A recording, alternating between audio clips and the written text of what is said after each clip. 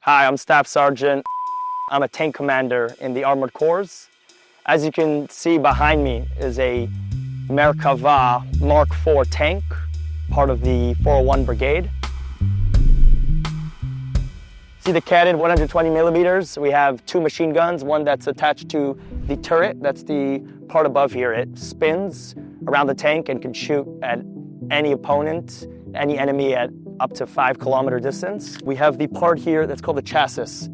It's also used as the chassis for the namer, which infantry use, and that is where the crew is. That's where the driver is. We have a few other unique defense systems. We have the trophy system, or the defense system, which intercepts missiles, intercepts cornets and anti-tank missiles that our enemies use against us. We call it sarot safta in Hebrew, which is grandma's hair that has special material which blocks out also any shot at the tank. The uniquity of tanks in Israel is that the most important thing is the tank and the crew survivability. So what we have is the tank's engine is in front. So when the tank gets hit, the engine takes the first hit and it saves the crew. We have 4 roles in the tank. We have a tank driver. The driver is of course in charge of driving the tank, listening to where the commander tells him to drive.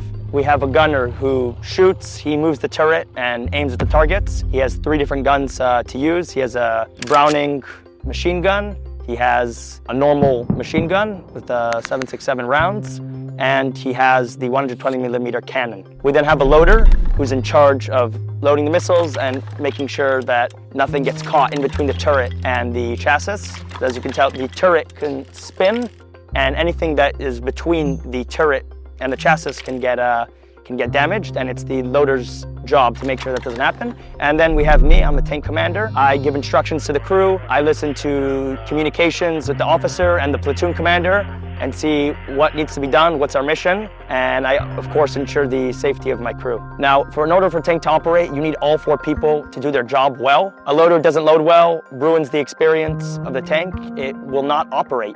A gunner can't shoot if he doesn't have any rounds. A tank that doesn't drive properly or that keeps knocking into things also isn't so viable on the battlefields. The tank is a big machine. It requires a lot of maintenance. Daily maintenance on the tank, focusing mainly on the track. We have a priority system. The most important thing is the track. If the tank can't drive, it's not maneuverable, then it has no use. After that, we take care of all the weapon systems. We take care of things inside the tank, things for the crew's safety. Now, how do you live in a tank? No matter how many days or weeks you spend in a tank, it's still difficult. That's our task to do. You get used to sleeping in it. I personally sleep in the back hatchet. There's an area, we call it the misdaron, which is a corridor in English. And its purpose is, first and foremost, for people that get injured. When someone is injured, we move him to the back and we wait for someone to come and rescue him. Besides that, we can also put a 5th crewman. During the war, I had a paramedic who slept in the corridor. It is very confined and uncomfortable, but he did it because he had to. Now, we get used to eating, sleeping in the tank. There's no toilet.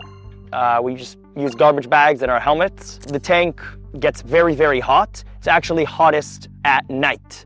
The tank takes a lot of hours to heat up because it's a big metal vessel, and in the day it actually cools down. Now, we have air vents in the tank, we have fans for the crewmen, and we have something which is sort of like an air conditioning. It blows out, it's a pipe that blows out cold air. We can also use it in case of an emergency. If there's smoke in the tank, put it to our mouths and breathe in through it.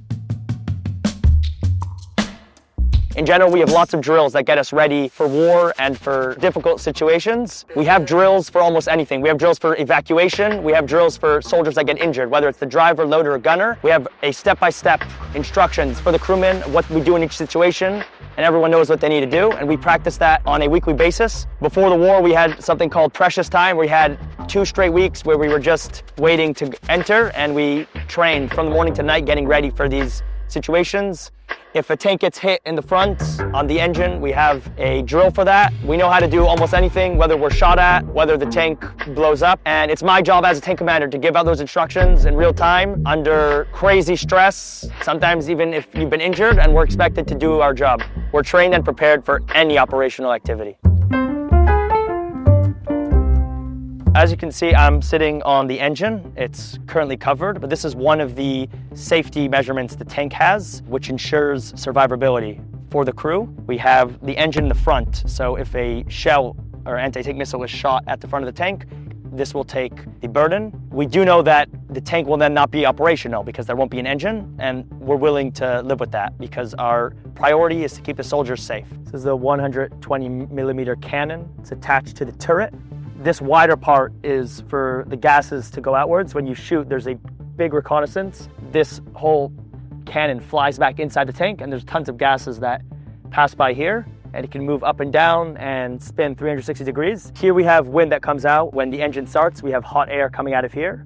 On the other side, we actually have cold air that comes out. These wheels, which we call boogim, it's actually my favorite part of the tank to switch. So we have some important features here. We have reverse camera. Here's a light that lights up. You can see a tank ahead of you. That's sometimes how you can see the tank when there's tons of dust and you're not really sure how far you are away from a tank. As long as you see this light and you know you're doing well.